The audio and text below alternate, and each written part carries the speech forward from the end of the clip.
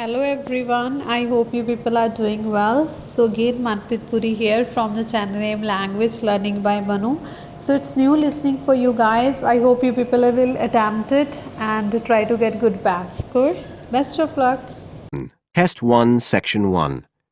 You will hear a man phoning a woman about an advertisement he has seen in the paper for some furniture. First, you have some time to look at questions 1 to 5.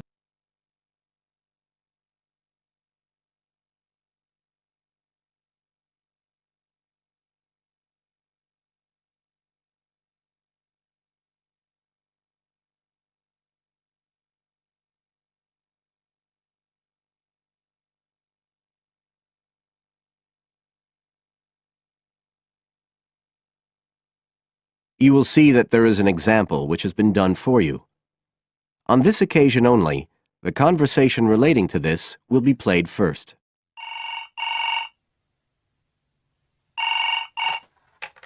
Hello? Oh, hello. I'm ringing about the advertisement in yesterday's newspaper. The one for the bookcases. Can you tell me if they're still available? We've sold one, but we still have two available. The number is available is 2. So 2 has been written in the space. Now we shall begin. You should answer the questions as you listen, because you will not hear the recording a second time. Listen carefully and answer questions 1 to 5.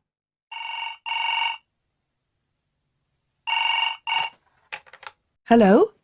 Oh, hello. I'm ringing about the advertisement in yesterday's newspaper. The one for the bookcases. Can you tell me if they're still available? We've sold one, but we still have two available. Right. Can you tell me a bit about them? Sure. What do you want to know? Well, I'm looking for something to fit in my study. So, well, I'm not too worried about the height, but the width's quite important. Can you tell me how wide each of them is? They're both exactly the same size. Let me see, I've got the details written down somewhere. Yes, so they're both 75 centimetres wide and 180 centimetres high. Okay, fine. That should fit in okay. And I don't want anything that looks too severe. Not made of metal, for example. I was really looking for something made of wood. That's all right. They are, both of them. So, are they both the same price as well? No, the first bookcase is quite a bit cheaper. It's just £15. We paid £60 for it just 5 years ago, so it's very good value. It's in perfectly good condition. Well, they're both in very good condition, in fact. But the first one isn't the same quality as the other one. It's a good, sturdy bookcase. It used to be in my son's room, but it could do with a fresh coat of paint. Oh, it's painted. Yes, it's cream at present. But as I say, you could easily change that if you wanted, to fit in with your colour scheme. Yes, I'd probably paint it white if I got it. Let's see, what else? How many shelves has it got? 6. 2 of them are fixed, and the other 4 are adjustable, so you can shift them up and down according to the sizes of your books. Right, fine. Well, that certainly sounds like a possibility. Before you hear the rest of the conversation, you have some time to look at questions 6 to 10 on page 9.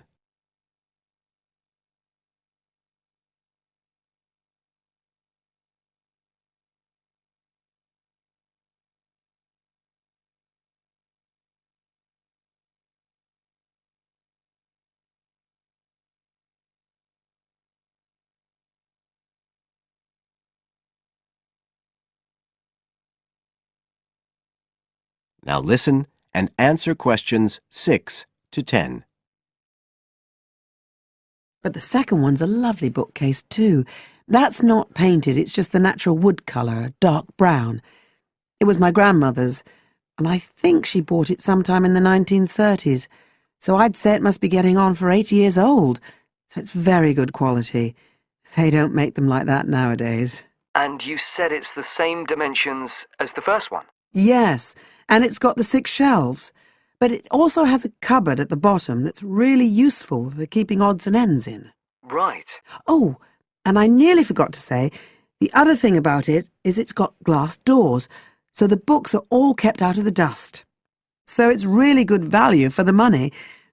I'm really sorry to be selling it, but we just don't have the room for it. So what are you asking for that one? £95. It's quite a bit more, but it's a lovely piece of furniture. A real heirloom. Yes. All the same, it's a lot more than I wanted to pay. I didn't really want to go above 30 or 40. Anyway, the first one sounds fine for what I need. Just as you like. So, is it all right if I come round and have a look this evening? Then, if it's okay, I can take it away with me. Of course. So you'll be coming by car, will you? I've got a friend with a van, so I'll get him to bring me round. If you can just give me the details of where you live. Sure. I'm Mrs. Blake. B-L-A-K-E. That's right. And the address is 41 Oak Rise. That's in Stanton. Okay, so I'll be coming from the town centre. Can you give me an idea of where you are? Yes. You know the road that goes out towards the university? Yes. Well, you take that road and you go on till you get to a roundabout. Go straight on, then Oak Rise is the first road to the right. Out towards the university, past the roundabout, first left. First right. And we're at the end of the road. Got it. So I'll be round at about 7, if that's all right. Oh, and my name's Connor. Connor Field. Fine. I'll see you then, Connor. Goodbye. Goodbye. That is the end of Section 1. You now have half a minute to check your answers.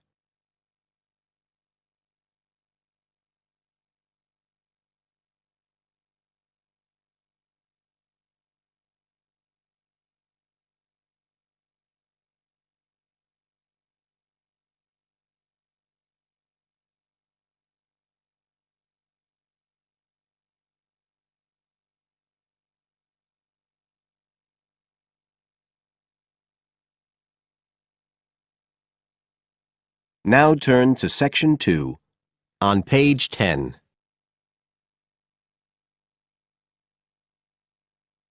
Section 2.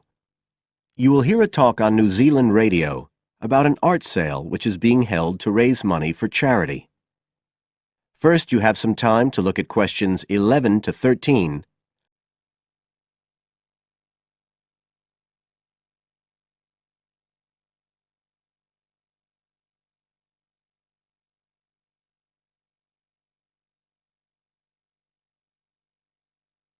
Now listen carefully and answer questions 11 to 13.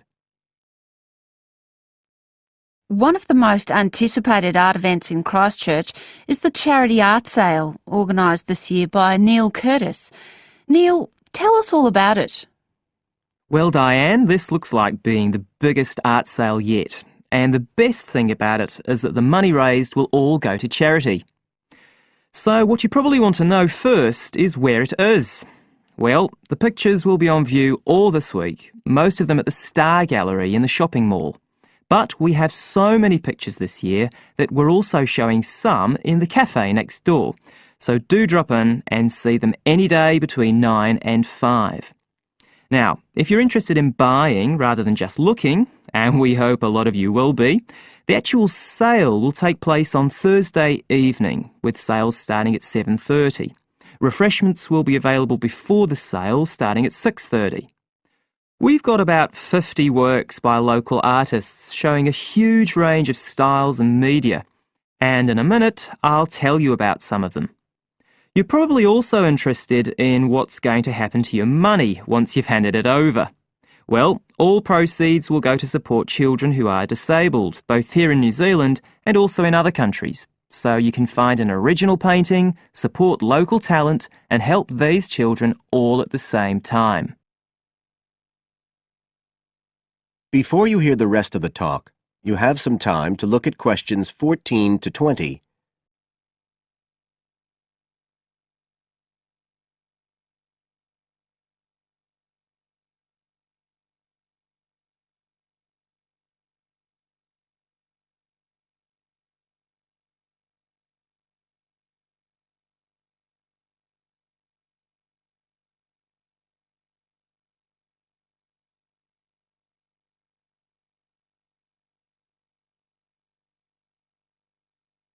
Now listen and answer questions 14 to 20. Now, let me tell you a bit about some of the artists who have kindly agreed to donate their pictures to the charity art sale. One of them is Don Studley, who has a special interest in the art sale because his 5-year-old daughter was born with a serious back problem. After an operation earlier this year, she's now doing fine, but Don says he wants to offer something to help other less fortunate children. Don is totally self-taught and says he's passionate about painting. His paintings depict some of our New Zealand birds in their natural habitats. One relative newcomer to New Zealand is James Chang, who came here from Taiwan 9 years ago at the age of 56. Mr. Chang had 13 exhibitions in Taiwan before he came to live here in Christchurch, so he's a well-established artist, and art has been a lifelong passion for him. His paintings are certainly worth looking at. If you like abstract pictures with strong colour schemes, you'll love them. Natalie Stevens was born in New Zealand, but has exhibited in China, Australia and Spain. As well as being an artist, she's a website designer. She believes art should be universal, and her paintings use soft colours and a mixture of media. Most of her pictures are portraits, so watch out, some of them may even be friends of yours. And then we have Christine Shin from Korea. Christine only started to learn English 2 years ago when she arrived in New Zealand, but she's been painting professionally for over 10 years, and she sure knows how to communicate strong messages through the universal language of art. She usually works from photographs and paints delicate watercolours, which combine traditional Asian influences with New Zealand landscapes, giving a very special view of our local scenery. Well, that's all I have time to tell you now, but as well as these 4, there are many other artists whose work will be on sale, so do come along on Thursday. We accept cheques, credit cards or cash. And remember, even if you don't buy a picture, you can always make a donation. That is the end of section 2. You now have half a minute to check your answers.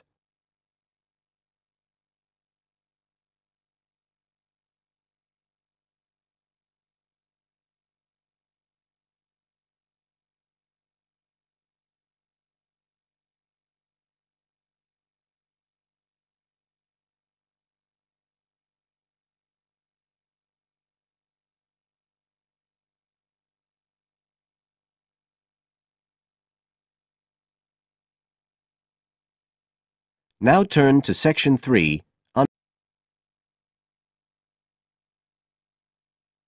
Section 3. You will hear 2 students discussing a project they have to do as part of a literature course on great books. First, you have some time to look at questions 21 to 25 on page 12.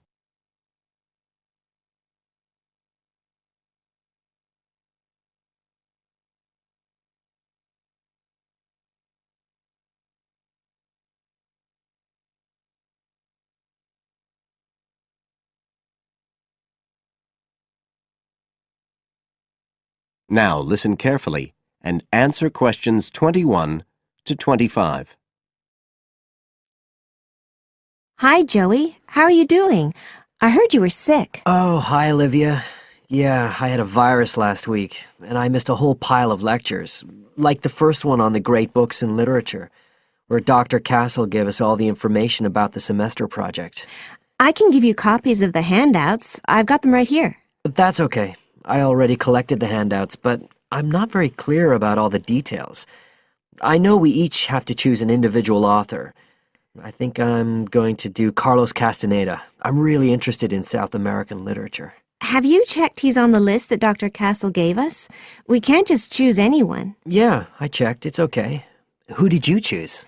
Well, I was thinking of choosing Ernest Hemingway, but then I thought, no, I'll do a British author, not an American one. So I chose Emily Bronte. Okay. And first of all, it says we have to read a biography of our author. I guess it's okay if we just look up information about him on the internet? No, it's got to be a full-length book.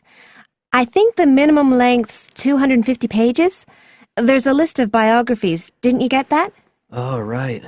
I didn't realize we had to stick with that. So, what do we have to do when we've read the biography? Well, then we have to choose one work by the writer. Again, it's got to be something quite long. We can't just read a short story. But I guess a collection of short stories would be okay? Yes, or even a collection of poems, they said. But I think most people are doing novels. I'm going to do Wuthering Heights. I've read it before, but I really want to read it again now I've found out more about the writer. And then the video. We have to make a short video about our author and about the book. How long has it got to be? A minute. What? Like 60 seconds?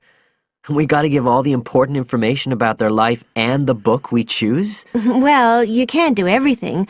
I wrote it down somewhere. Yes, Dr. Castle said we had to find or write a short passage that helps to explain the author's passion for writing, why they're a writer. So we can back this up with reference to important events in the writer's life, if they're relevant. But it's up to us, really.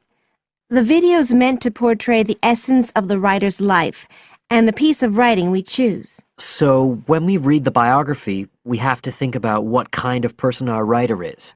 Yes, and the historical context and so on. So for my writer, Emily Bronte, the biography gave a really strong impression of the place where she lived and the countryside around. Right. I'm beginning to get the idea. Before you hear the rest of the talk, you have some time to look at questions 26 to 30 on page 13.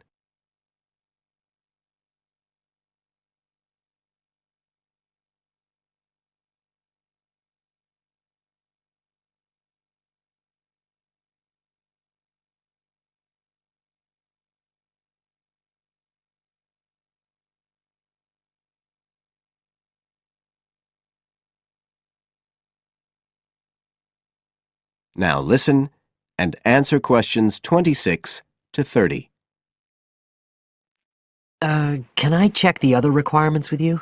Sure. The handout said after we'd read the biography, we had to read the work we'd chosen by our author and choose a passage that's typical in some way, that typifies the author's interests and style. Yes, but at the same time, it has to relate to the biographical extract you choose. There's got to be some sort of theme linking them. Okay, I'm with you. And then you have to think about the video. So are we meant to dramatize the scene we choose? I guess we could, but there's not a lot of time for that. I think it's more how we can use things like sound effects to create the atmosphere, the feeling we want. And presumably visuals as well? Yeah, of course. I mean, I suppose that's the whole point of making a video. But whatever we use has to be historically in keeping with the author. We can use things like digital image processing to do it all. So we can use any computer software we want? Sure. And it's important that we use a range, not just one software program. That's actually one of the things we're assessed on. Okay. Oh, and something else that's apparently really important is to keep track of the materials we use and to acknowledge them. Including stuff we download off the internet, presumably? Yeah, so our video has to list all the material used with details of the source in a bibliography at the end. Okay. And you were talking about assessment of the project. Did they give us the criteria? I couldn't find anything on the handout. Sure. He gave us them in the lecture. Let's see, you get 25% just for getting all the components done. That's both sets of reading and the video. Then the second part is actually how successful we are at getting the essence of the work. They call that content, and that counts for 50%. Then the last 25% is on the video itself, the artistic and technical side. Great. Well, that sounds a lot of work, but a whole lot better than just handing in a paper. Thanks a lot, Olivia. You're welcome. That is the end of section 3.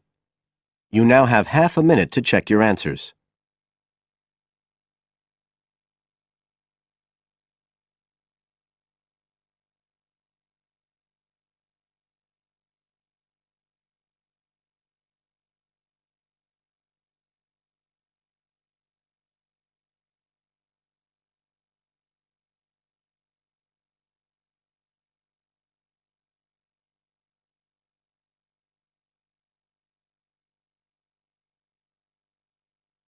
Now turn to Section 4 on page 14.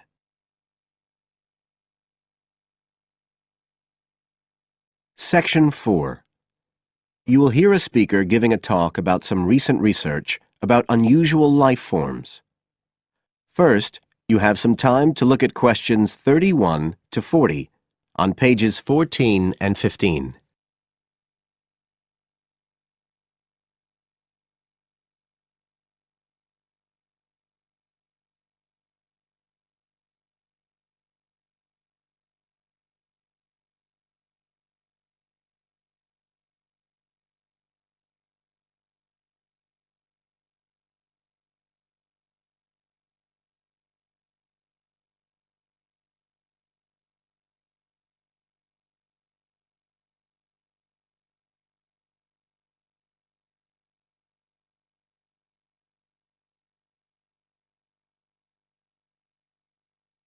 Now listen carefully and answer questions 31 to 40. Hello everybody, and welcome to the 6th of our ecology evening classes. Nice to see you all again. As you know from the programme, today I want to talk to you about some research that is pushing back the frontiers of the whole field of ecology. And this research is being carried out in the remoter regions of our planet, places where the environment is harsh and, until recently, it was thought that the conditions couldn't sustain life of any kind. But life forms are being found, and these have been grouped into what is now known as extremophiles. That is, organisms that can survive in the most extreme environments. And these discoveries may be setting a huge challenge for the scientists of the future, as you'll see in a minute. Now, the particular research I want to tell you about was carried out in Antarctica, one of the coldest and driest places on Earth. But a multinational team of researchers from the US, Canada, and New Zealand recently discovered colonies of microbes in the soil there where no one thought it was possible. Interestingly enough, some of the colonies were identified as a type of fungus called Bouveria bassiana, a fungus that lives on insects. But where are the insects in these utterly empty regions of Antarctica? The researchers concluded that this was clear evidence that these colonies were certainly not new arrivals. They might have been there for centuries, or even millennia. Possibly even since the last ice age. Can you imagine their excitement? Now, some types of microbes had previously been found living just a few millimetres under the surface of rocks, porous Antarctic rocks. But this was the first time that living colonies had been found surviving, relatively deeply in the soil itself, several centimetres down, in fact.